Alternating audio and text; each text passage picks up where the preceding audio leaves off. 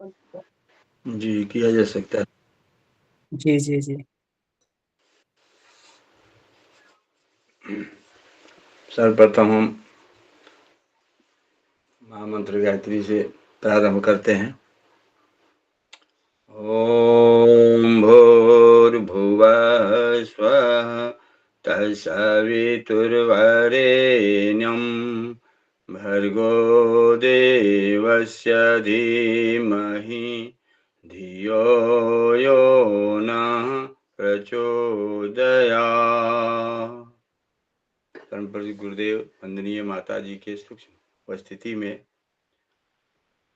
चेतन, अचेतन और सुपर चेतन वाङ्मय नंबर 22 का वाचन कर रहा हूँ। शीर्षक है भावनाशील तो बने पर भावातिरेक से बचे।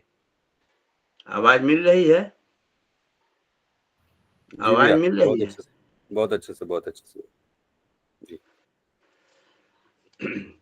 प्रत्यक्ष शरीर और बुद्धि के ही क्रियाकलाप दिखाई पड़ते हैं, इसलिए महत्व भी इन्हीं दोनों को अधिक दिया जाता है। मानवीय सामर्थ्यों में शरीर बल और बुद्धि बल को ही प्रतिष्ठा प्राप्त है। सामान्य रूप से हम लोग यही देखते हैं। इससे संबंध संस्थानों पर ही प्राय अधिक ध्यान दिया जाता है। इन्हें बलिष्ठ एवं प्रखर बनाने तथा असंतुलनों को दूर करने के लिए विविध प्रकार के उपचारों की व्यवस्था बनाई जाती है।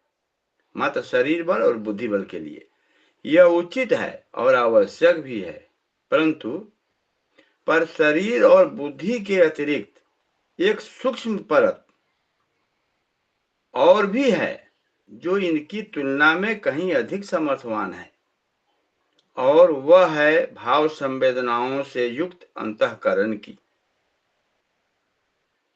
दोनों से अधिक समर्थवान है, जिसमें विक्षेप होने से समूचा शरीर संस्थान प्रभावित होता है। भावनात्मक असंतुलन शारीरिक एवं मानसिक असंतुलनों की तुलना में कहीं अधिक खतरनाक सिद्ध होता है। इससे माना जाएगा कि शरीर बल और बुद्धि बल से ज्यादा है महत्वपूर्ण ये शरीर संस्थान के लिए अंतःकरण का है। विगत दिनों शरीर और मस्तिष्क संस्थान के संतुलन पर ही अधिक ध्यान दिया जाता रहा। भाव संस्थान उपेक्षा के गर्त में पड़ा रहा। फलस्वरूप अनेक प्रयत्नों के बावजूद मनुष्य को स्वस्थ और संतुलित जीवन का लाभ नहीं मिल सका। मनःशास्त्री इसका कारण स्पष्ट करते हुए कहते हैं कि भावनात्मक विक्षोभों के रहते स्वस्थ और सफल जीवन की आशा नहीं की जा सकती। मनोविज्ञान की आधुनिकतम खोजों ने भावनात्मक असंतुलन को सबसे अधिक खतरनाक ठहराया है तथा यह तथ्य उजागर किया है कि शारीरिक एवं मन के उपचार के लिए जितना ध्यान दिया जाता है उतना ही भाव संस्थान के उपचार के लिए भी दिया जाना चाहिए।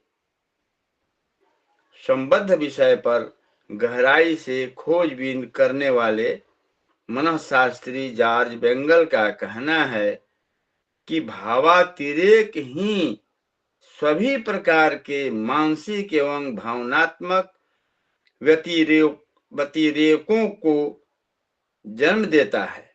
लेखक ने एक लेख can your emotion kill you में लिखा है कि उसे इस संबंध में खोज करने की प्रेरणा स्वयं के जीवन में एक घटना से मिली।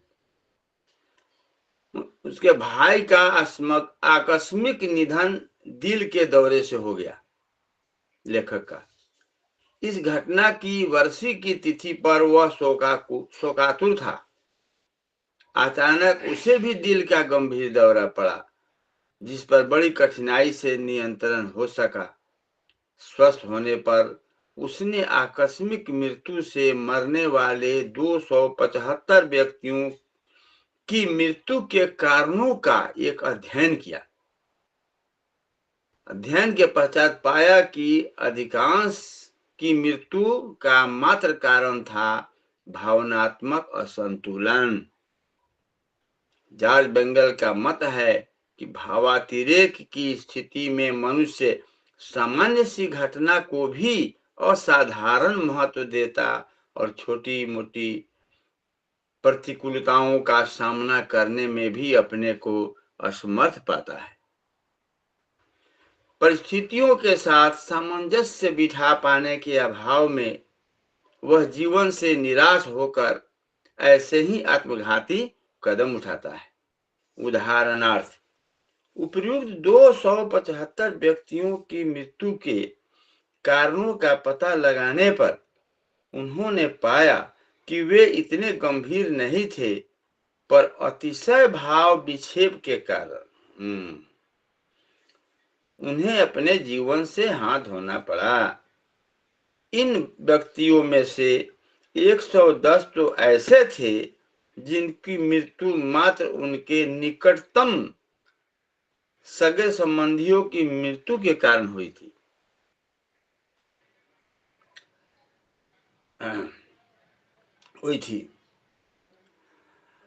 हो गई। 105 व्यक्तियों की मृत्यु का समाचार सुनकर दिल का दौरा पड़ने लगा और थोड़ी देर बाद मृत्यु की गोद में जा पहुंचे।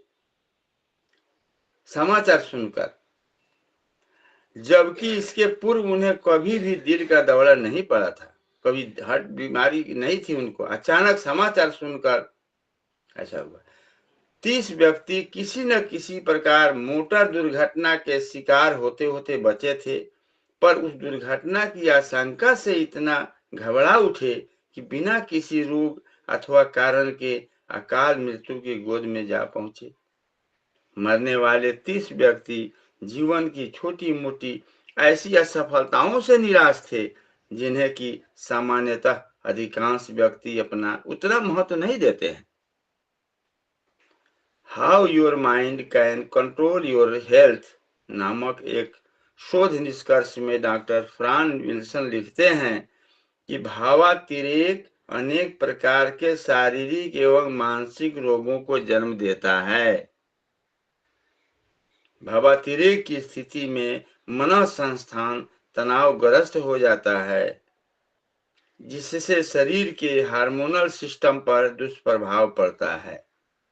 मनोशास्त्री इस असंतुलन से होने वाले मनोरोगों को साइकोजेनिक या इमोशन कोल्ड रोगों का नाम देते हैं। प्राय मनोचिकित्सकों के पास उपचार के लिए पहुंचने वाले ऐसे रोगियों की बहुलता होती है।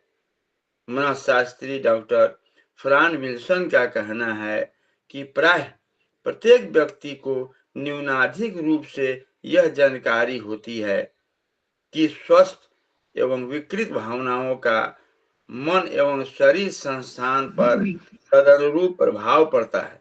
उदाहरणार्थ, कामुकता के भाव अपनी तुरंत प्रतिक्रिया दर्शाते हैं तथा समूचे शरीर और मन को उत्तेजित कर डालते हैं, पर जाने अनजाने दुष्प्रभावों को देखते हुए भी अधिकांश व्यक्ति उन्हें नियंत्रित करने का प्रयास नहीं करते हैं। फलस्वरूप अश्लील चिंतन शारीरिक और मानसिक शक्तियों को भीतर ही भीतर छीन करता रहता है। भावातिरेक का यह भी एक विकृत पक्ष है जो अन्य प्रकार का भी हो सकता है तथा अपनी दुखद प्रतिक्रिया छोड़ सकता है। डॉक्टर जानविंग ने एक घटना का उल्लेख किया है कि रूस कैडविक नामक स्त्री ने 4 बार गर्भ धारण किया और चारों बार उसे गर्भपात हो गया। 5वीं बार वह एक गर्भ विशेषज्ञ के पास पहुंची जो मनोशास्त्र का भी विशेषज्ञ था। उस गर्भ विशेषज्ञ ऑब्स्टेट्रिशियन ने महिला से पूछा, आपके मन में प्रसव वेदना के संबंध में कैसे विचार है? उत्तर में महिला ने बताया, संतान उत्पन्न करने की तो मेरी हार्दिक इच्छा है, पर बचपन में प्रसव के संबंध में मैंने इतनी खौफनाक बातें सुन रखी है कि मेरे मन में भयानक धारणाएं बन गई है। जब भी प्रसव का समय सन्निकट आता है, मैं असामान्य रूप से भयभीत हो उठती हूँ। डॉक्टर ने उसकी मानसिक तुष्टि के लिए कुछ मीठी गोलियां दवा के रूप में दे दी और अपनी रिपोर्ट हर दूसरे दिन देते रहने के लिए कहा। चिकित्सक के निर्देशानुसार वह हर दूसरे दिन अपने स्वास्थ्य की रिपोर्ट देने पहुंचने लगी। जब भी वह चिकित्सक के पास अपने स्वास्थ्य की रिपोर्ट देने जाती, वह विस्तार से उनके मनोभावों को जानने का प्रयास करता, साथ ही मनोवैज्ञानिक ढंग से उसके मन में जड़ जमाई प्रसव के संबंध में भय की प्रबल भावना को समाप्त करने का प्रयत्न करता था। क्रमशः इस प्रयास से महिला का भय जाता रहा और निश्चित समय पर उसने एक स्वस्थ बालक को जन्म दिया। इस घटना का विश्लेषण करते हुए कोलोरेडो विश्वविद्यालय के अनुसंधानकर्ताओं ने बताया कि महिला के गर्भधारण करने के बाद प्रसव वेदना की भयपूर्ण कल्पनाओं के कारण ही शरीर से ऐसे विशेष प्रकार के हार्मोन पैदा होने लगते थे जो गर्भस्राव में सहायक होकर गर्भपात के कारण बनते थे। इन विशेषज्ञों के अलावा मस्तिष्क में अवस्थित पिट्यूटरी ग्लैंड, जिसे मास्टर ग्लैंड कहा गया है, भावातिरेक से उत्पन्न होने वाले मानसिक व्यतिरेकों, भय, चिंता, आशंका आदि से अत्यधिक प्रभावित होता है। इसका नियंत्रण मस्तिष्क के हाइपोथैलेमस, गले में स्थित थायराइड तथा एड्रिनल ग्रंथि के स्रावों तथा यौन ग्रंथियों के स्राव पर भी पड़ता है। पिट्यूटरी ग्रंथि के प्रभावित होने से हार्मोनल सिस्टम भी असंतुलित हो उठता है, जिसका दुष्प्रभाव विविध प्रकार के शारीरिक एवं मानसिक रोगों के रूप में दिखाई देता है। इस विषय पर कोलोरेडो विश्वविद्यालय में अनुसंधान करने वाले विशेषज्ञों का कहना है कि अब तक जो जानकारियां प्राप्त हुई है उनसे यह ज्ञात हुआ है कि भावनाओं के कारण होने वाली शारीरिक प्रतिक्रियाओं का रहस्य इसी पिट्यूटरी ग्रंथि में छिपा है। वाह, बहुत सुंदर। जिसके संबंध में अभी चिकित्सा शास्त्र को बहुत थोड़ी जानकारी प्राप्त हो सकी है, अधिकांश तो अभिज्ञात है। अभी अमेरिकन हैंडबुक ऑफ साइकेट्री पुस्तक में डॉक्टर मेलिटाइस मडवर्ग ने कहा है कि जितनी आवश्यकता शरीर के आवश्यक अंगों की है, उतनी ही मानसिक प्रतिरक्षा की है, मेंटल डिफेंस। यह प्रतिरक्षा भावनाओं के ऊपर नियंत्रण द्वारा ही संभव है। कैसे प्रतिरक्षा? यह प्रतिरक्षा भावनाओं के ऊपर नियंत्रण द्वारा ही संभव है। उपाय भी बता रहे हैं। डॉक्टर इवान स्टीवेंसन ने अमेरिकन जर्नल ऑफ साइकेट्री में लिखा है कि जिस प्रकार विभिन्न रोगों से लड़ने के लिए शरीर की प्रतिरोधक शक्ति एंटीबॉडी उत्पन्न कर लेती है, उसी प्रकार मन में भी विरोधी मानसिक तत्वों से लड़ने की सामर्थ्य विद्यमान है। मन भी विचार रूपी सूक्ष्म एंटीबॉडी पैदा करने में समर्थ है, पर उसकी समर्थ का लाभ इसलिए नहीं मिल पाता कि भावातिरेक की स्थिति में मानसिक एंटीबॉडी का बनना बंद हो जाता है। यदि भावनात्मक सामंजस्य स्थापित किया जा सके तो दुखदायी परिस्थितियां जो मन विक्षोभ का कारण बनती है, वे भी मनुष्य के लिए वरदान सिद्ध हो सकती है। अपनी बात के समर्थन में डॉक्टर स्टीवेंसन कहते हैं कि मानसिक आघात की अवस्था में मानसिक रिऑर्गेनाइजेशन की प्रक्रिया उसी प्रकार संपन्न होती है। देखिए, मानसिक आघात की अवस्था में मानसिक रिऑर्गेनाइजेशन की प्रक्रिया उसी प्रकार संपन्न होती है जिस प्रकार शारीरिक टूट फूट की स्थिति में शरीर करता है। ऐसी हालत में भावनात्मक संतुलन बना रहे तो कितने ही बच्चों का विकास असाधारण रूप से होता है।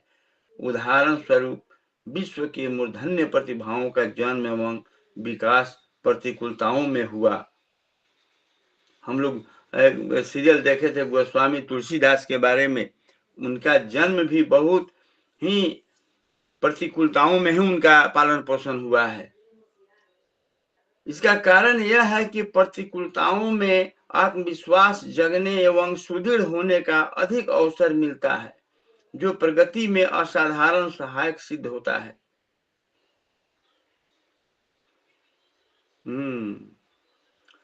इसका यही कारण है, प्रतिकूलताओं में भी आत्मविश्वास जगने पर एवं सुदृढ़ होने पर अधिक अवसर मिलता है, जो प्रगति में असाधारण सहायक सिद्ध होता है। सुप्रसिद्ध साइकियाट्रिस्ट डॉक्टर कार्ल मिंजर ने ऐसी अनेक प्रतिभाओं का प्रमाण प्रस्तुत किया है जिन्हें भयंकर मानसिक वेदनाओं से होकर गुजरना पड़ा, पर इसके बावजूद उनका मनोबल घटने के स्थान पर बढ़ता ही गया। उदाहरणार्थ विश्वविद्यालय लेखक तथा विचारक John Stuart Mill, William James, Bernard Shaw आदि को अपने आरंभिक दिनों में गंभीर मानसिक असंतुलनों तथा नर्वस ब्रेकडाउन जैसी समस्याओं का सामना करना पड़ा था। इनसे गुजरने के बाद उनकी प्रतिभा में निखार आया। फलस्वरूप वे उत्तम साहित्य लिखने में सफल हो सके। संस्कृत के उद्भट विद्वान कालिदास तथा मानसकार, देखिए नाम आ ही गया, मानसकार तुलसीदास की प्रतिभा भी इसी प्रकार आघात सहकर निखर कर सामने आई। अंतःकरण की इस सर्वोत्तम प्रतिरक्षा व्यवस्था को अध्यात्म मनोविज्ञानियों ने आत्मश्रद्धा के नाम से संबोधित किया है। आत्मश्रद्धा शब्दों में हेर फेर से आधुनिक मनोविज्ञान इसे ही सेल्फ एक्सेप्टेंस कहता है। एक्सेप्टेंस। विलियम जेम्स तथा डॉक्टर मिनिंजर ने इसे अंतःशक्ति का नाम दिया है। इन विद्वानों का मत है कि प्रसुप्त अथवा जागृत अवस्था में हर व्यक्ति के भीतर एक महान शक्ति विद्यमान है, जिसका अवलंबन यदि मनुष्य ले सके तभी मानसिक व्यतिरोग के मूलभूत कारण भावनात्मक असंतुलनों से बचाव संभव है। बहुत बहुत धन्यवाद वाचन करने के मौका देने के लिए। अमन भैया को, प्रसून भैया को बहुत बहुत धन्यवाद। प्रणाम।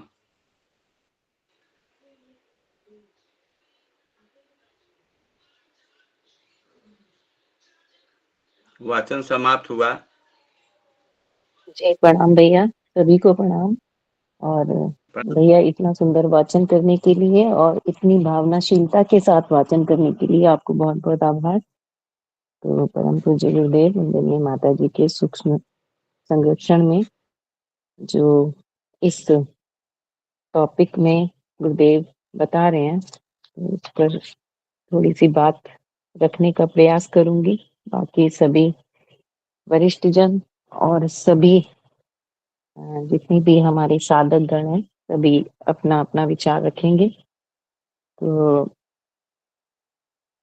एक बात समझ में आई कि इसको पढ़ने से जैसे ये जो पुस्तक है चेतन, अचेतन और सुपर चेतन मन, तो इसमें जो गुरुदेव हमें बता रहे हैं ये बहुत ही वैज्ञानिक साइंटिफिक तरीके से इसमें गुरुदेव हमें समझा रहे हैं। और बहुत सारे गुरुदेव ने इसमें रेफरेंसेस दिए हुए हैं। इस पूरी बुक में अगर हम देखेंगे तो बहुत से मनोचिकित्सकों के, और वो भी विदेशी, सबका गुरुदेव ने रेफरेंस दिया है अलग अलग। और उनके जो शोध हैं या उनकी जो पुस्तकें हैं उनका भी गुरुदेव ने हमें रेफरेंस दिया है।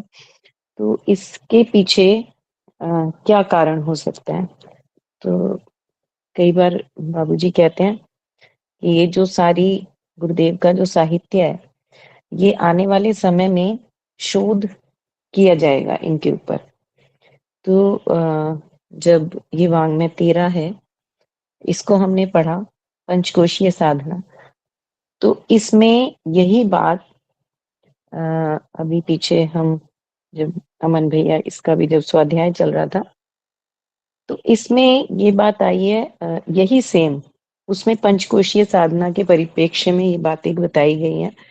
तो यहाँ जो जो चीजें बताई जा रही हैं, तो इसमें एक तो गुरुदेव ने हमारे जो शरीर का जो हमारी एनाटॉमी है उसका भी वर्णन किया है, और इसमें जो भावनाशील तो बने पर भावातिरेक से बचें। ये जो बात आ रही है कि भावनाशील और भावातिरेक में क्या अंतर है, तो भावनाशील की बात कारण शरीर की बात हो रही है, और जो ये भावातिरेक है ये हमारे शरीर यानी कि स्थूल शरीर से संबंधित है।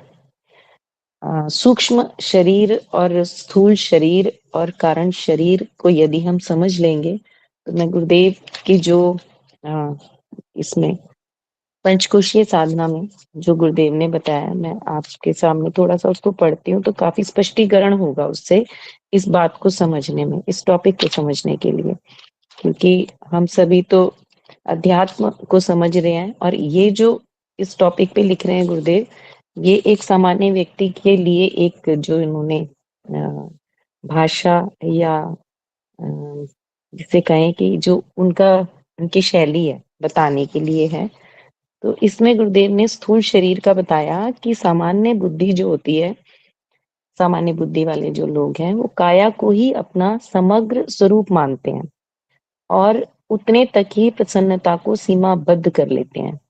यानी कि जो शारीरिक स्वार्थ है उसी के वही मनुष्य का लक्ष्य बनकर रह जाता है, उसी से संबंधित शारीरिक स्वार्थ है, मतलब उसमें क्या क्या चीजें आएंगी कि जो शोभा, सज्जनता, समर्थता, संपन्नता और सरसता, यही शरीर को रुचते हैं। मतलब शरीर से संबंधित जो हमारे कार्य क्रियाकलाप हैं, उन्हीं के निमित्त समूचा प्रयास नियोजित किया जाता है। और गुरुदेव ने बताया कि जो सूक्ष्म शरीर है, कहते हैं चेतना का वह पक्ष है जिसमें कल्पना या विचारना या कुशलता, चतुरता, स्वभाव और रुझान और शिक्षा, अनुभव, अभ्यास के आधार पर जो विचार तंत्र का उत्कर्ष किया जाता है।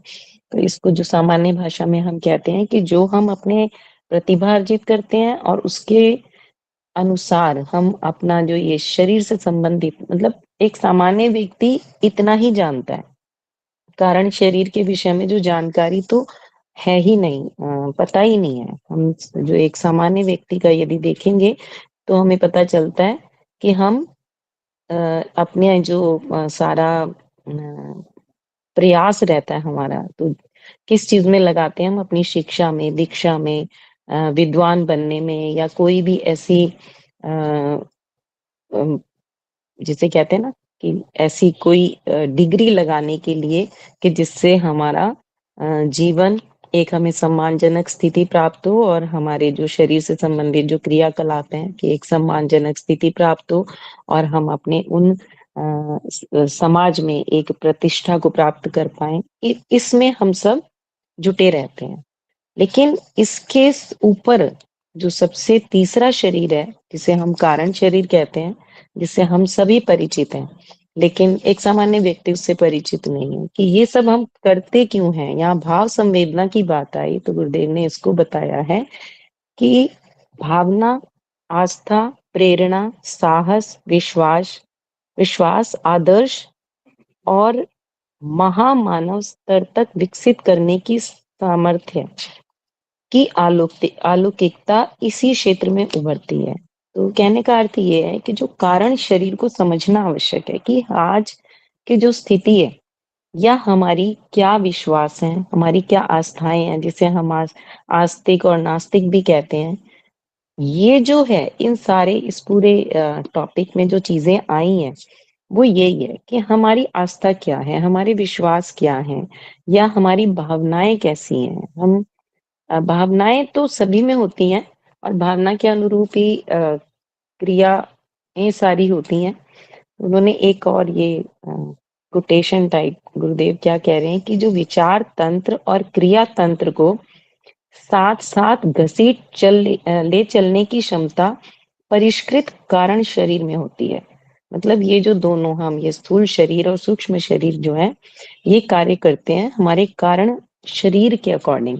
लेकिन उसकी जानकारी नहीं है। इसमें जो गुरुदेव ने ये सारा बताया कि ये जो हमें कि जो इन्होंने कहा कि हार्ट अटैक पड़ने की स्थिति आती है या जरा सी भी कोई प्रतिकूल परिस्थिति आते ही हमारे साथ जो हमारे हृदय पर एक दबाव पड़ता है या जिसकी वजह से हार्ट अटैक की नौबत आ जाती है, या हम अपने मन पर नियंत्रण छोड़कर ऐसी स्थिति में पहुंच जाते हैं कि उससे मृत्यु तक हो जाती है।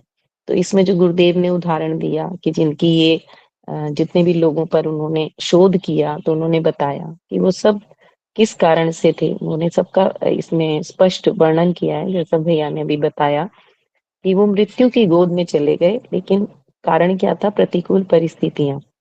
तो ये प्रतिकूल परिस्थितियों को क्यों नहीं संभाल पाए? क्योंकि वो उसके कारण को नहीं जान रहे थे और उन्होंने अपने आप को अपने शरीर और मन तक सीमित किया हुआ था। यानी उनके अंदर वो विश्वास, वो आस्था या अपने जो मूल सत्ता के विषय में जब जानकारी हमें नहीं होती, तो एक सामान्य व्यक्ति ऐसा ही व्यवहार करता है।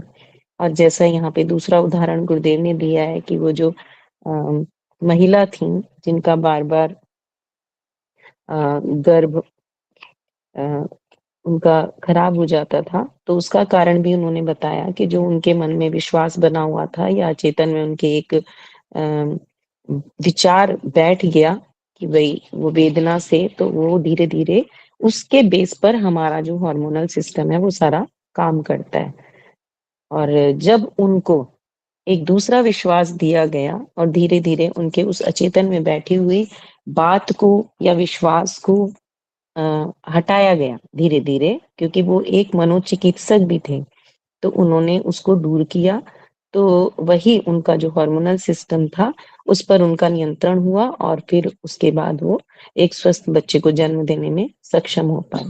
तो इसमें गुरुदेव ने अ, एक जो हमारी बॉडी के विषय में हमें बताया कि जो हमारी पिट्यूटरी ग्लैंड होता है, वो मास्टर ग्लैंड है जो पूरे शरीर के सभी क्रियाकलापों पर नियंत्रण करता है। यानी कि हमारा जो पूरा का पूरा हार्मोनल सिस्टम है, चाहे वो थायराइड ग्रंथि हो और एड्रिनल ग्रंथि हो, जितने भी स्राव हैं या हमारे ये हार्मोनल सिस्टम में ये जननेंद्रिय से संबंधित जितने भी हार्मोनल स्राव होते हैं, जितने भी ये रासायनिक क्रियाएं होती हैं, उसको कंट्रोल या नियंत्रण करने का काम पिट्यूटरी ग्लैंड करता है।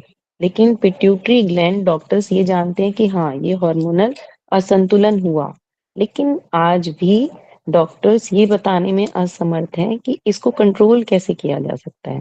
तो इस पार्ट में तो गुरुदेव भी यही बता रहे हैं कि पिट्यूटरी ग्लैंड जो होता है वो मास्टर ग्लैंड है और वो हमारे पूरे हार्मोनल सिस्टम पर कमांड करता है। लेकिन हम इसके जो दुष्प्रभाव हैं वो क्या होते हैं कि हमारे शारीरिक और मानसिक रोगों के रूप में, हमें मनोरोगों के रूप में दिखाई पड़ते हैं। तो आगे गुरुदेव ने इसके विषय में क्या बताया है और जो उन्होंने दिया रिसर्चेस बताई हैं या बुक्स के बारे में जानकारी दी है, उन्होंने कहा है कि भावनाओं के कारण होने वाली जो शारीरिक प्रतिक्रियाओं का जो रहस्य है, इसी पिट्यूटरी ग्रंथि में छिपा हुआ है और जिसके संबंध में चिकित्सा शास्त्र को अभी थोड़ी जानकारी प्राप्त हो सकी है और अधिकांश तो अविज्ञात हैं। क्यों? क्योंकि इसकी जो जानकारी है वो सारी अध्यात्म में है और अध्यात्म अभी इसका जो चिकित्सा शास्त्र है उसका भी एक पार्ट नहीं बना है। उस पर कोई खोज उन्होंने नहीं की है। ये तो जो हम क्योंकि अब इस मार्ग पर आगे बढ़ रहे हैं, तो अपने ग्रंथों के माध्यम से, गुरुदेव के साहित्य के माध्यम से हमें बहुत सी जानकारियाँ हैं, तो हम उसको समझ पा रहे हैं। आगे एक चीज़ और आई है इसमें जो गुरुदेव ने बताया है।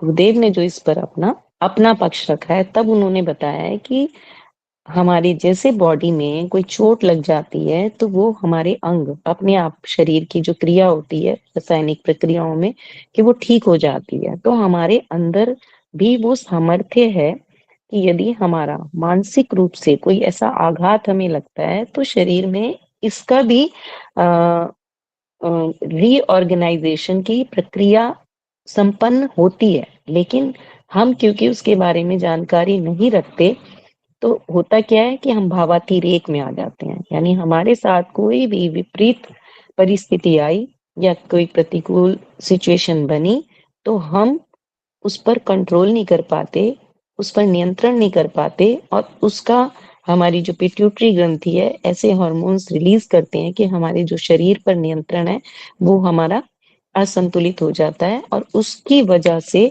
हमें ये जो हार्ट अटैक या और किसी तरीके के शारीरिक रोग हमें उसका सामना करना पड़ता है और मृत्यु तक उसका कारण बन जाती है।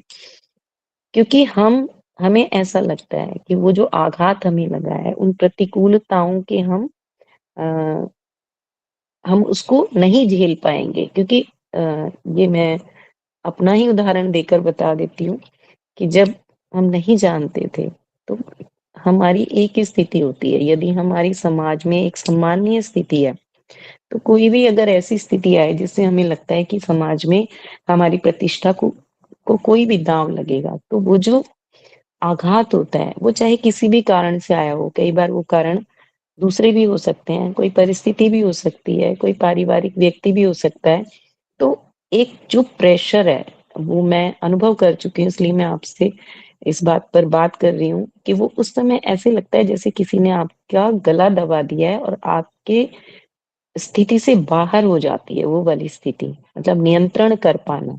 क्योंकि वही है कि हम किस विश्वास में जी रहे हैं, हम क्या समझ रहे हैं, और हमारी जो आस्था है वो इस स्तर की नहीं है कि हम ये माने कि भई कोई इसको रोक लेगा या संभाल लेगा, या हमें अपने मन को समझाने की स्थिति में हम नहीं होते हैं। लेकिन जब गुरुदेव का साहित्य पढ़ने लगे या बाबूजी से जुड़े, या जब हमें इसका मूल तत्व की जानकारी हो गई, तो उसके बाद जब कोई ऐसी स्थिति आई, और आने के बाद, क्योंकि अब हम थोड़े से सचेत हैं और हम चीज़ों को ये समझ रहे हैं कि ये जो जो भी कुछ घटनाएँ होती हैं या जो भी कोई प्रतिकूलताएँ आ रही हैं, इसके पीछे कुछ कारण हैं। लेकिन हमारी आस्था गुरुदेव के प्रति दृढ़ है, या हम अपने इस भाव में हैं कि जो भी कुछ होगा उसे सँभालने के लिए गुरुदेव हैं, या दूसरी तरीके से कि ये हमारे किसी कर्म का फल है, तो हमें इसको सँभालना है।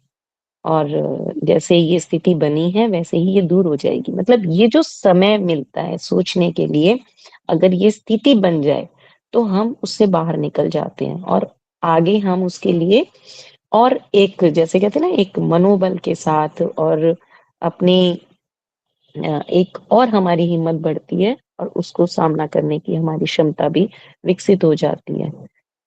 तो यहाँ उन्होंने यही बात की है कि यदि इतने तक, यानी कि स्थिति समझ में आ जाए, यानी मानसिक आघात की अवस्था में मानसिक रीऑर्गेनाइजेशन होने की जो प्रक्रिया है, उसमें ये समय चाहिए, थोड़ा-सा समय चाहिए कि आप उस समय पे उस स्थिति को नियंत्रण में रख पाओ। लेकिन एक आम आदमी के लिए संभव नहीं है, क्योंकि वो उन सब चीज़ों के साथ इतना उसका चिपकाव होता है, वो जो उसका लोभ, मोह, अहंकार है, जो उसने अपनी एक अपने प्रति जो भी उसने एक धारणा बनाई हुई है, उसमें वो इतना डूबा हुआ होता है कि वो उसको कंट्रोल नहीं कर पाता, और इसी स्थिति में ये जो सब उदाहरण गुरुदेव ने इसमें इतने सारे दिए हैं, उसका उसके विषय में हमें बताया उन्होंने। तो इसमें गुरुदेव ने और भी बहुत से विदेशी मनोचिकित्सकों के विषय में बताया, लेकिन उन्होंने उदाहरण भी दिए कि कुछ विदेशी भी ये साइकियाट्रिस्ट हैं, डॉक्टर कार्ल मुनिंजर, वो कह रहे हैं कि ऐसी बहुत सारी प्रतिभाएँ हैं, जो हमारे सामने इस बात का प्रमाण प्रस्तुत करते हैं कि जब उन्होंने अपनी मानसिक वेदनाओं को या प्रतिकूल परिस्थितियों का सामना किया और उससे वो निकल गए, तो उसके बाद उनका मनोबल घटा नहीं बल्कि वो बढ़ता गया। तो इसमें उन्होंने Stuart Mill, William James, Bernard Shaw, इनके अलावा हमारे अ, जो हमारे देश की प्रतिभाएँ हैं, जिनको हम जानते हैं, संस्कृत के विद्वान कालिदास जी और मानसकार तुलसीदास जी, उनके उदाहरण तो हम सभी जानते हैं, लेकिन ये विदेशी जो राइटर्स हैं या मनोचिकित्सक हैं, इनके जीवन में भी कुछ घटनाएँ हुई होंगी, जिनके विषय में हम शायद गूगल पर सर्च करेंगे तो हमें पता चलेगा। तो इन्होंने अपनी प्रतिभाओं को और अधिक निखारा और इसका अंत में गुरुदेव ने जो बताया है कि जो हमारे अंतःकरण की ये जो सर्वोत्तम प्रतिरक्षा व्यवस्था है, इसको उन्होंने नाम आत्मश्रद्धा दिया या विदेशियों ने इसको सेल्फ एक्सेप्टेंस कहा या अंतःशक्ति और कहते हैं कि ये हमारे सबके अंदर विद्वान भी कहते हैं कि ये जागृत अवस्था में, प्रसुप्त अवस्था में मतलब अगर जागृत अवस्था में होगी, तो हम थोड़े जागरूक रहेंगे और प्रसुप्त में है तो हमें पता नहीं चल पाता। तो हर व्यक्ति के भीतर ये महान शक्ति विद्यमान है, जिसे हम आत्मा की शक्ति कह सकते हैं। तो जिसको आत्मा के विषय में पता होगा, वही इसका सामना कर सकता है और अपने इस अंतःकरण की शक्ति को बढ़ा सकता है। तो अगर उसका अवलंबन मनुष्य ले सके, तो ये जो मानसिक व्यतिरेक हैं या मूलभूत कारण हैं या ये जो भावनात्मक असंतुलन हमारे जीवन में आते हैं, उनसे बचाव करना हमारे लिए संभव हो पाएगा। तो इसमें सारी की सारी बात है अपने तीनों शरीरों के विषय में जानने की और वो जो साधनात्मक अभ्यास है या उस आस्था की, उस विश्वास की जो सौभाग्य से हम सबको मिला है। तो आज वही है कि आस्था संकट है और उसी का कारण है कि आज यदि हम देखें तो 10 में से 7 व्यक्ति, 8 व्यक्ति हमें इन सब मानसिक आघातों के शिकार मिलेंगे, मानसिक रोगों के जो भी गुरुदेव इसमें बता रहे हैं, सनकीपन या कुछ ना कुछ मनोरोग उनके हैं। यदि आप साइकियाट्रिस्ट के पास जाएँ यानी कि आज हर एक सामान्य व्यक्ति को इन साइकियाट्रिस्ट के पास जाने की आवश्यकता पड़ रही है और छोटे-छोटे बच्चों से लेकर बड़े से भी व्यक्ति सभी को इसकी आवश्यकता है क्योंकि आस्था संकट आज गहराया हुआ है जिसके लिए गुरुदेव ने प्रज्ञोपनिषद को लिखा है।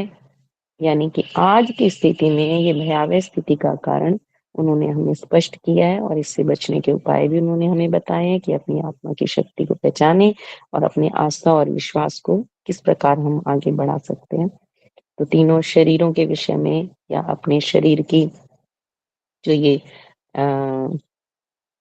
पूरी संरचना है, इसके सिस्टम को समझने की आवश्यकता है साइंटिफिक रूप से।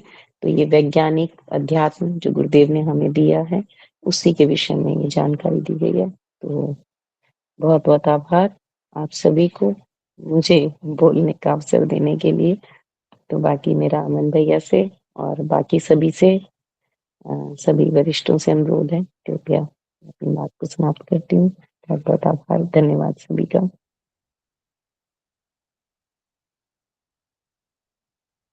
जी, बहुत-बहुत आभार दीदी। अ आपको और शंभू प्रसाद भाई साहब को। भाई साहब ने तो खुद इतना इसको इस तरीके से इसको वाचन किया है कि बिल्कुल जैसे लग रहा था कि वो सारे प्रस्तुत कर रहे हैं इसका। बहुत ही उसमें जैसे हर एक बिंदु पर उन्होंने जोर देते हुए महत्वपूर्ण चीज़ों को बताया और आपने इसका जो है इसमें वाङ्मय नंबर 13 से भी जो उदाहरण प्रस्तुत किया वो वास्तव में बहुत सही उदाहरण है। इसमें बिल्कुल इससे जो है बिल्कुल मेल खाता हुआ उदाहरण है कि किस प्रकार जो है भाव हमारे विचार और शरीर दोनों को ही घसीट ले जाते हैं। तो ये बहुत ही बढ़िया गुरुदेव ने इसमें ये चीज़ें बताई हुई हैं। हर एक चीज़ अपने आप में बढ़िया है। हमें लगता है कि ये सारी चीज़ें व्यक्ति बड़ी उसको तब जानकारी होती होगी कि हमें इस तरीके से अभी हम पढ़ रहे हैं तो हमें ज़्यादा इसका पता नहीं लगेगा। लेकिन अगर किसी व्यक्ति से पूछा जाए जो साइकियाट्रिस्ट से ट्रीटमेंट ले रहा है, उससे पूछा जाए भाई आपको साइकियाट्रिस्ट क्या ट्रीटमेंट देता है? तो जब उनसे पूछा जाएगा तो वो बताएँगे इन्हीं इसी पुस्तक की बातों को बताएँगे साइकियाट्रिस्ट ने हमारे साथ में ये डिस्कशन किया है। और हम लोग अब बड़े सामान्य रूप से ये सारी चीज़ें इस किताब में पढ़ रहे हैं। तो हमें लगता है कि अ, इस किताब पे अगर कमांड हो गया तो बहुत अच्छे से अच्छा व्यक्ति मनोवैज्ञानिक भी बन सकता है। तो इसमें जो है जो भावातिरेक पक्ष के बारे में दिया हुआ है कि भाव, यहाँ पे जो अतिरेक का वर्ड दिया है कि बहुत अधिक हो जाना, तो अतिरेक जो है ये जो हमारे कल ये बताया निषेधात्मक भाव जो होते हैं, भय हो गया, चिंता हो गई, है ना, भय हो गई, चिंता हो गई, घृणा हो गया, द्वेष हो गया, और क्रोध हो गया, काम हो गया, शोक हो गया, द्वेष हो गया, ये सारे के सारे जो है भाव निषेधात्मक है। और इसमें गुरुदेव ने इसमें जो है उसकी जो विधेयात्मक भाव है उनके अतिरेक की बात इसमें नहीं कही गुरुदेव ने, क्योंकि मालूम है कि वह स्थिति जो है वो जब उस तरीके का विधेयात्मक भाव का अतिरेक आता है तो व्यक्ति जो है वो सामान्य नहीं होता, वो जरूर ही कोई महापुरुष स्तर की आत्मा, जैसे हम लोग कहें कि स्वामी रामकृष्ण परमहंस थे, प्रेम के अतिरेक में जाके डूब जाते थे। प्रेम का अतिरेक जो कहना चाहिए, प्रेम का अतिरेक जो था उनके अंदर, तो विश्वास का अतिरेक था उनके अंदर। इतना विश्वास था कि किसी पद्धति पर भी वो इतना दृढ़ विश्वास करके उसका अनुसरण करते थे कि वैसे परिणाम उन्हें फटाफट झटपट दिखाई देने लगते थे। उन्होंने हर एक तरीके से जो है हर एक पक्ष की जो है उपासना उन्होंने करके देखी, ईश्वर की हर पक्ष से उपासना करके देखी, सखी भाव से करके देखी, हनुमान जी की उपासना करके देखी उन्होंने। तो कहते कि हनुमान जी की उपासना जब कर रहे थे तो उनके जो है इस तरीके का वो आने लगा कि ऐसा भाव आने लगा कि कूद के पेड़ों पे चढ़ जाते थे, बिल्कुल ऐसा ऐसा वानर जैसा भाव उनके अंदर आने लगा। और कुछ जो उनकी पूंछ भी निकलनी है, ऐसा कुछ सुनने में आता है कि ऐसा कुछ जो उनके सिंबल आने लगे थे, बिल्कुल वानर जैसे, उसके इतना अतिरेक हो गया था उसके अंदर। तो गुरुदेव ने जहाँ ये अतिरेक की बात कही है, अतिरेक होता है बहुत अधिक एक्सट्रीम पे पहुंच जाना किसी चीज को लेके। तो अगर प्रेम का अतिरेक आ जाए तो फिर प्रेम के अतिरेक की बात तो हम लोग ये पढ़ ही चुके हैं कि इसमें युधिष्ठिर का जीवन दर्शन, प्रेम का अतिरेक आता है तो गुरुदेव का इतना हमें प्रेम का वो चस्का लग गया था कि महंगे दामों में हमने प्रेम को खरीदा और सस्ते दामों में बेचा। ये प्रेम का अतिरेक होता है, बहुत ही सहजता से किसी को प्रेम दे देना और बहुत बड़ी कीमत चुकाकर किसी के प्रेम को जो है प्राप्त करना। ये ये तो ये जो अतिरेक की जो विध्यात्मक जो अतिरेक होते हैं भावनाओं के, ये बड़ी ही ऊंची स्थितियां होती हैं। इसलिए गुरुदेव ने इसको यहाँ पर इस बात को ये नहीं रखा। यहाँ पर जो भावातिरेक की बात की गई है ये केवल जो है जो नकारात्मक, क्योंकि नकारात्मक भाव जो है 90-95% लोगों में नकारात्मक भावों का अतिरेक मिल जाता है।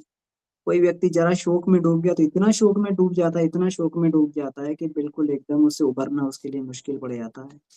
इसमें जो ये किया गया, और कोई व्यक्ति इतना जो है काम के उसमें अतिरेक में डूब जाता है कि बिल्कुल एकदम जो है उसके लिए पूरा का पूरा जो उसका जीवन वासनात्मक हो जाता है।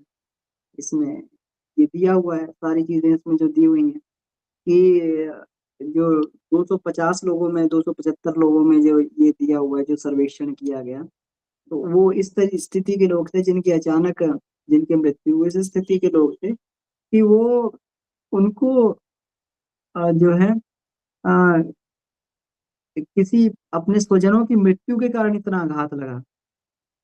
आघात लगा कि वो उस भाव की, उस शोक की, अतिरेक की स्थिति में पहुंच गए।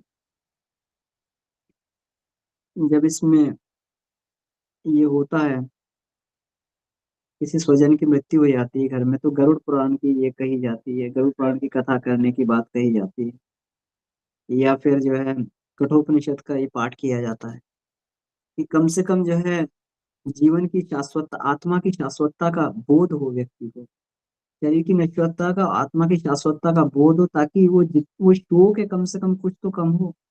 ये बात तो कुछ समझ में आए कि जो है जिसको मरा हुआ समझ रहे हैं वास्तव में मरा नहीं है, केवल शरीर ही छोड़ा है। तो ये बात कुछ समझ में आए, इसीलिए जो है इस सब उपचारों का पाठ किया जाता है। हमारे भारतीय अध्यात्म में ये सब बात है कि 13 दिन तक इसीलिए गैप दिया जाता है कि 13 दिन तक कम से कम जो है उस स्थिति में सामान्य काम नहीं किए जाते। उस स्थिति में केवल और केवल एक ही काम किया जाता है, अधिक से अधिक हम जो है आत्मज्ञान तत्व ज्ञान को जान पाए। तो और उसमें जो है उस तरीके के पाठ और ये सब करने के लिए बताया जाता है कि कहीं अतिरेक की स्थिति में ना पहुंच जाए। तो ये भी जो है कुछ ना कुछ हमारे जो पुराने ऋषि मुनियों ने ये पक्ष रखे थे कि इसी वजह से रखे थे कि व्यक्ति कहीं इतना शोकाकुल ना हो जाए, अगर हो रहा है तो कम से कम उसको जो है इस प्रसंगों के माध्यम से, आत्मज्ञान तत्व ज्ञान के माध्यम से वो इस सबसे जल्दी बाहर आए। और व्यक्ति आ भी जाता है। जो व्यक्ति आध्यात्मिक होता है, आध्यात्मिक व्यक्ति जो है जल्दी भावातिरेक की स्थिति में नहीं जाता। कहीं ना कहीं से, जैसे दीदी अभी बता रही थी कि अपना ही ये था बहुत, अपना ही क्या कहते हैं, ऐसा उनके जीवन में कई घटनाएं घटी जब अध्यात्म से जो नहीं जुड़े थे उससे पहले की और अध्यात्म से जुड़ने के बाद की। अपने मेरे अपने स्वयं के जीवन में भी हमने कई बार ऐसी स्थितियां देखी हैं कि बहुत ही, लेकिन वहाँ केवल अध्यात्म ज्ञान और तत्व ज्ञान काम आया और उस स्थिति से उभरने की स्थिति आ गई जहाँ पर लोग चाहते तो जीवन की दिशा भी भटक जाते हैं। तो ऐसे करके जो है इसी को गुरुदेव ने कहा, अध्यात्म यही यही अध्यात्म, यहीं पर बल होता है, धर्म यहीं पर बल होता है। क्या धर्मो रक्षित रक्षित, जो धर्म की रक्षा करता है धर्म उसकी रक्षा करता है। ऐसी परिस्थितियों में धर्म ही काम आता है। ऐसी परिस्थितियों में जब व्यक्ति ऐसी परिस्थितियों में फंस जाए कि जहाँ बाहर का कोई उपचार काम ना कर रहा हो, वहाँ अपना चिंतन मनन धर्म के आधार पे किया जाए, अध्यात्म के आधार पे किया जाए, तो वही जो है काम आता है, वही व्यक्ति के जीवन को पार लगाता है। इसी को गुरुदेव ने आत्मश्रद्धा का नाम दिया है। ये आत्मश्रद्धा, और कहते हैं कि ये मानसिक आघात है, ये जीवन के लिए लाभदायक भी है। जो इन परिस्थितियों को झेल जाता है, जो इन परिस्थितियों को झेल जाता है, जीवन में महान बन जाता है। जीवन में महान बन जाता है, फिर वो किसी भी संकट जो कोई भी उसको जीवन में गिरा नहीं सकते। तो ये इसी को ये कहा है कि भावनाशील तो बने हम लोग, हमारे अंदर भाव तो हो, लेकिन भाव का अतिरेक ना हो पाए। हम लोग शोक भी करें, जब आवश्यकता तो शोक भी करें, आवश्यकता हो तो जो है ये भी करें, क्रोध भी करें, और ये इसमें जो है काम का भी उपयोग हो, लेकिन इसका ऐसा अतिरेक ना हो जाए कि ये सब जो है हमारे लिए विसंगतियां खड़ी कर दे। जी, बहुत बहुत आभार दीदी आपको। जी शर्मिला दीदी, आपका हैंड रेस था। जी भाई साहब, ये मुझे आत्मश्रद्धा और सेल्फ एक्सेप्टेंस के बारे में समझना था, तो आपने तो बता ही दिया, तो अच्छी तरह से समझ गई। और ये जो आप कह रहे हैं ना, तो मेरे भी जीवन में भी सांप्रतिक काल में मेरे साथ भी ऐसा ही हुआ। मेरे को बहुत अंतरात्मा में चोट आई, मानसिक तरफ से भी चोट आई, लेकिन मैं उस कुछ दिन तो मैं बहुत ही मतलब दुखी रही, मानसिक तरफ से विध्वस्त रही, शारीरिक रूप से भी मैं अपने सारे काम को ठीक तरह से संभाल कर नहीं पा रही थी। फिर धीरे धीरे धीरे धीरे ध्यान के माध्यम से मैंने अपने आप को गुरुजी से, दादा गुरुजी से, माँ गायत्री से मैंने जोड़ा। फिर उनसे वो शक्ति मैंने प्राप्त भी की, मांगी, और वो मुझे मिला भी, और धीरे धीरे मैं उससे उभर आई हूँ। फिर मैं पुनः अपने जितने भी काम को ऑर्गेनाइज्ड रूप से कर पा रही थी, वो करने शुरू कर दी हूँ। तो ये जो मेरा जो अनुभव शेयरिंग था, मैं आप लोगों के साथ में शेयर कर रही हूँ कि ये बहुत ही सही बात है और वैज्ञानिक भी है, और ये होता भी है। अगर हम अपने आप को आध्यात्मिक स्तर पर जोड़कर अगर अपने को बाहर उभारते हैं, अपने गुरु पर आस्था रखकर, आस्था सबसे बड़ी बात है, विश्वास सबसे बड़ी बात है, और हम जरूर उभर के आते हैं। मेरे साथ ये हुआ है, अभी हुआ है 10-15 दिन के अंदर। यही बोलना था भाई साहब, धन्यवाद।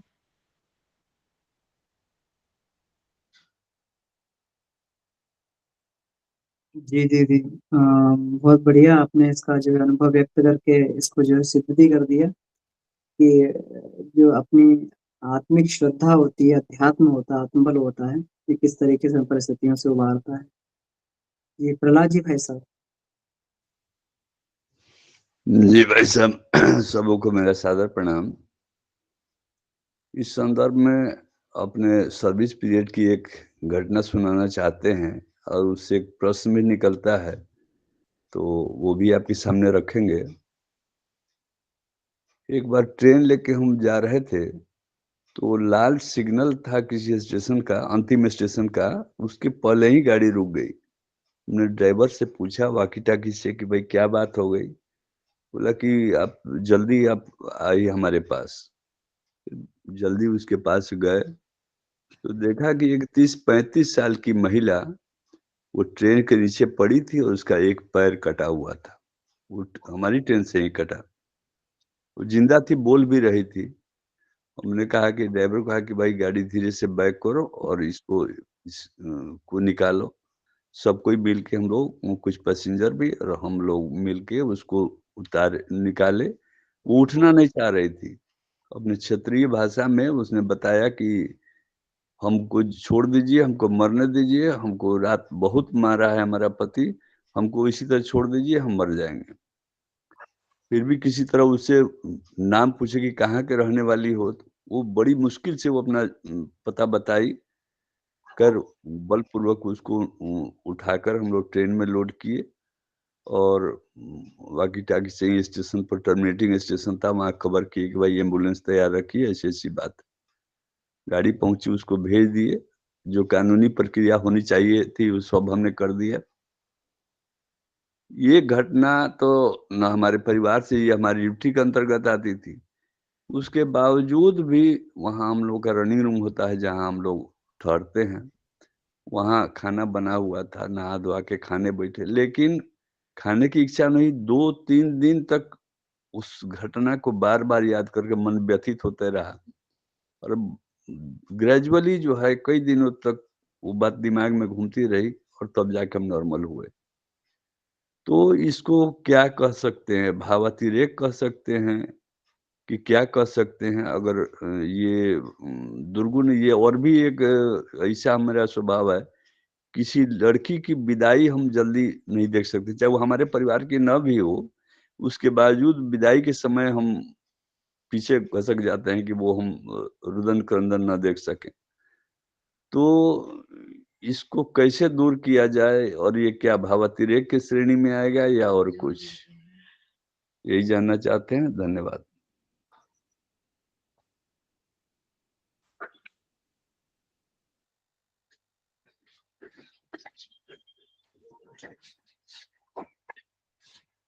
जी।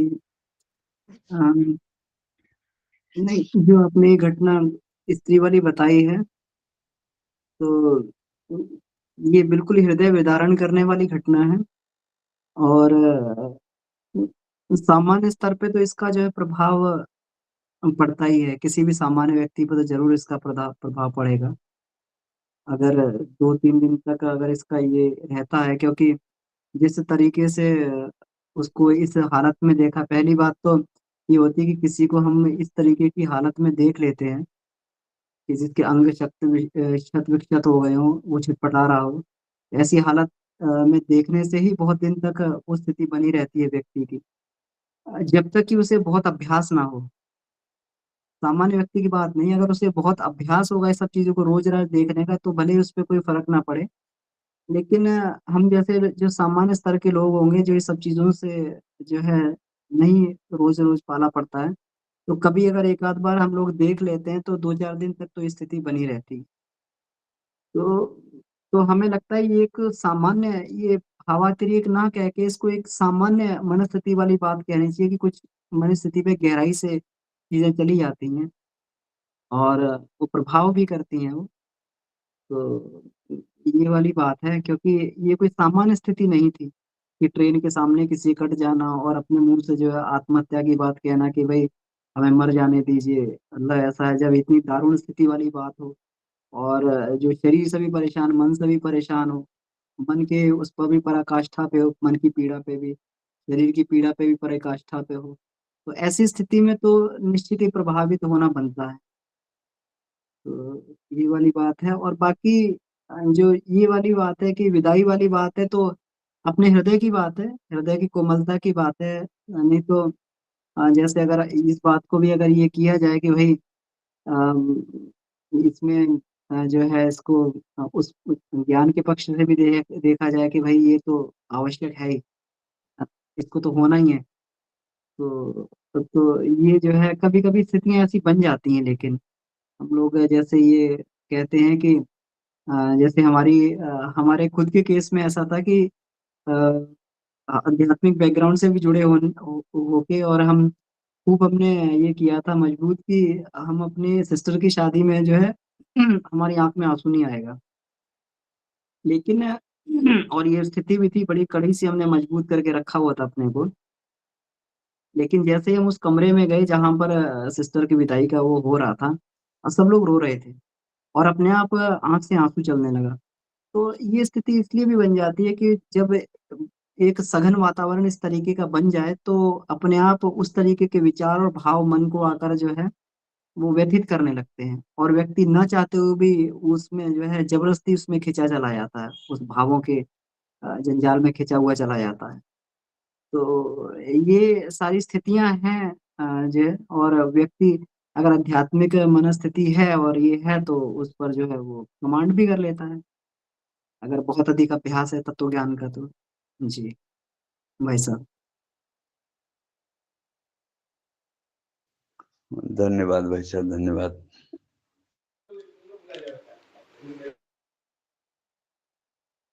जी भाई साहब, राजेश जी भाई साहब का हैंड रेस था। अमन भैया प्रणाम। जी भाई साहब प्रणाम। मैं थोड़ा सा समझने का प्रयास कर रहा हूँ कि भावातिरेक जो है वो तो दोनों ही दिशाओं में आदमी भावनात्मक रूप से अग्रसर हो सकता है। मेरे कहने का मतलब है कि इसके दोनों पार्ट हो सकते हैं। एक तो डिप्रेसिव थॉट्स भी आ सकते हैं, और दूसरी तरफ से भाव संवेदना वाले भी थॉट्स आ सकते हैं। तो दोनों की चरम स्थिति हो सकती है।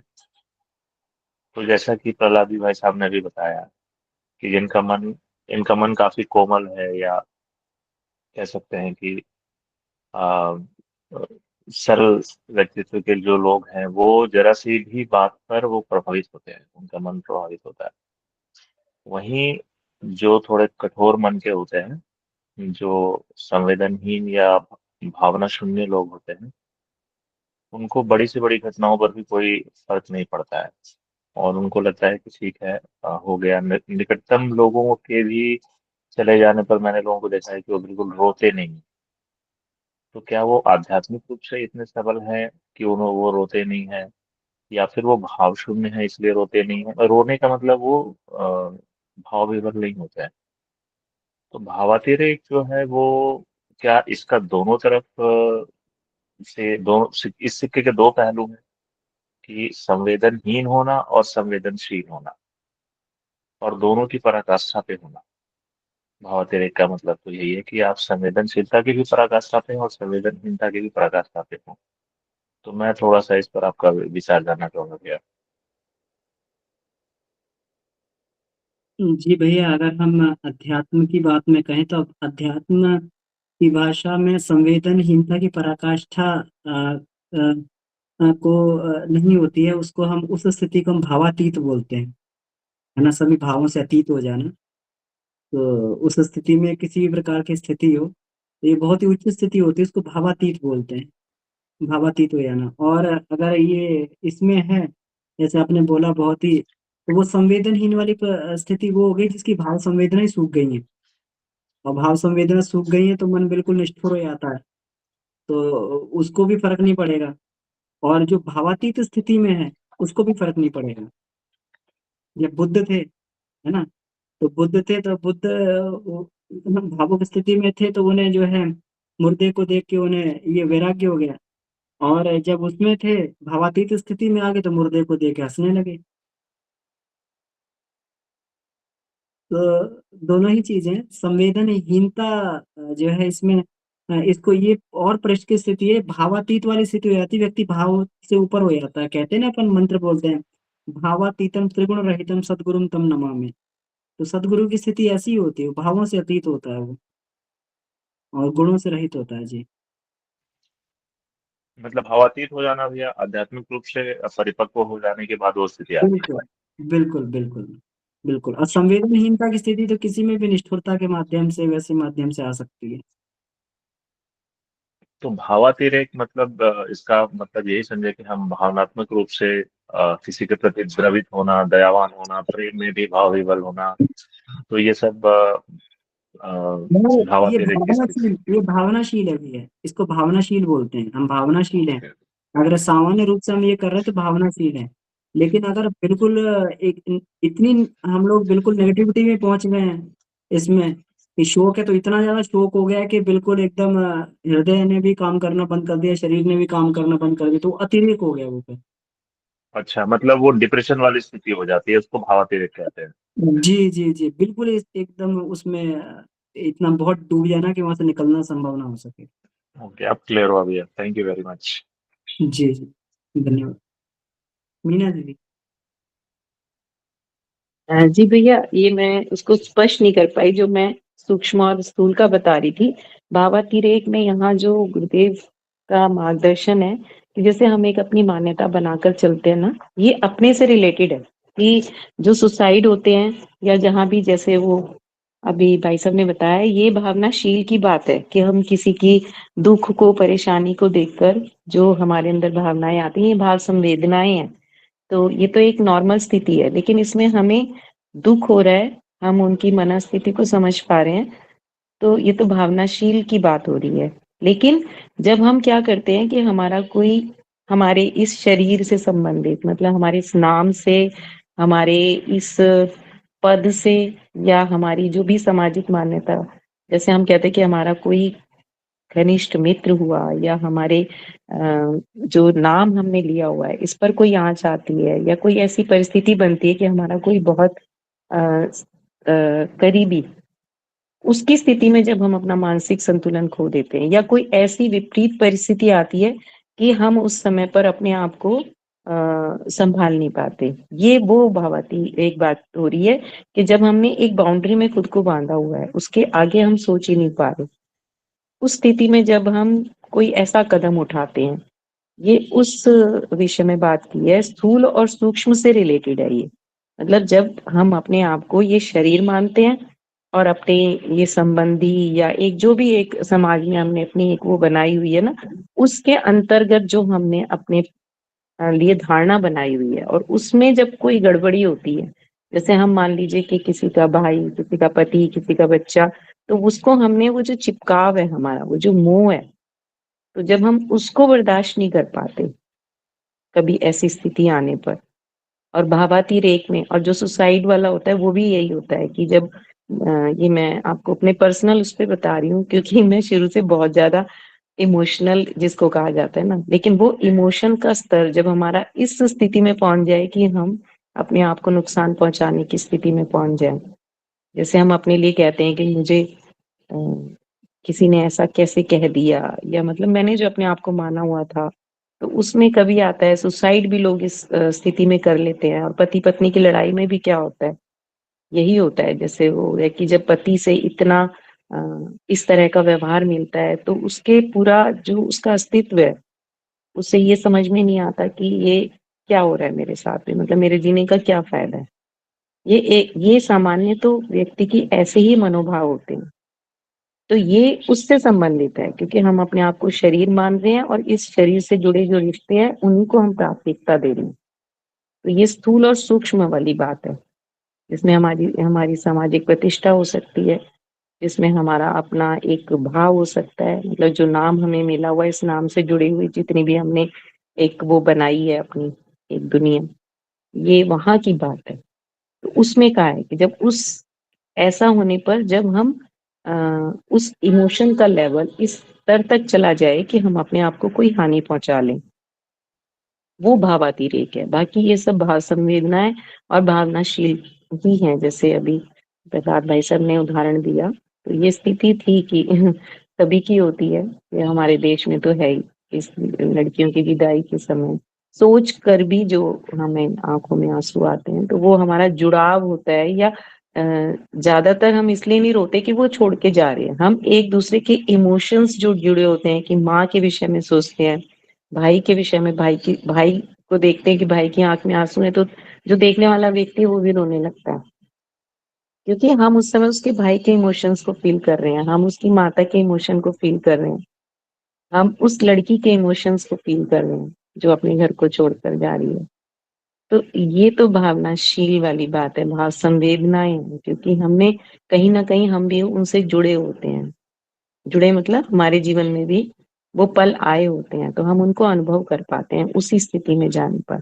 और जो आप कह रहे थे कि कई लोग नहीं होते, तो वहां इमोशंस की जहां भी कमी होगी वो अटैच नहीं होंगे, तो वो वजह ये नहीं है कि उन्हें दुख नहीं हो रहा, क्योंकि उनका इमोशनल अटैचमेंट है नहीं, वो पहले ही कहीं खत्म हो चुका है। जैसे आजकल के समय में है कि बड़े बुजुर्गों के साथ में जो हम सामान्यता देखते हैं कि बहुत आसानी से लोग उससे बाहर आ जाते हैं, क्योंकि वो आज की स्थिति दूसरी है। आज हम अपने पर्सनल रिलेशंस में भी इतने भाव संवेदनशील नहीं है, ये बात है, भावनाशीलता की कमी है। लेकिन जितने भी लोग भावनाशील हैं, भाव संवेदनाएं जिनके अंदर है, वो आज भी कहीं भी कुछ भी होते हुए देखते हैं, तो गुरुदेव ऐसे ही थे हमारे, तो भावनाशील तो होना ही पड़ेगा, तभी हम अ, दूसरों की स्थिति, वो कहते हैं ना, उनकी परिस्थिति में रखकर अपने आप को देखें, तभी हम उस स्थिति को समझ सकते हैं जिसके कारण वो चीजें हो रही है। धन्यवाद भैया। धन्यवाद दीदी। समय काफी हो गया, लेकिन कपिल जी आपका हैंड रेस, तो आप इसको बता सकते हैं आप क्या कहना चाह रहे हैं, तो क्योंकि काफी जी। हाँ अमन जी, हाँ टाइम काफी हो गया, कोई बात नहीं, ये मैं प्रश्न कल पूछ लूंगा। मैं सिर्फ ये भावना, दुख के साथ भावना का संबंध जैसे होता है जब ठीक ठीक तभी, हाँ वहाँ सब कल पूछ लेंगे इसके बारे में। ठीक है, तो कल इस पे विस्तार से चर्चा कर लेंगे, क्योंकि आज भी फिर जल्दबाजी में इस पे चर्चा करने से हाँ कोई बहुत मतलब जी नहीं बना। जी जी, ठीक, बहुत बहुत धन्यवाद। धन्यवाद।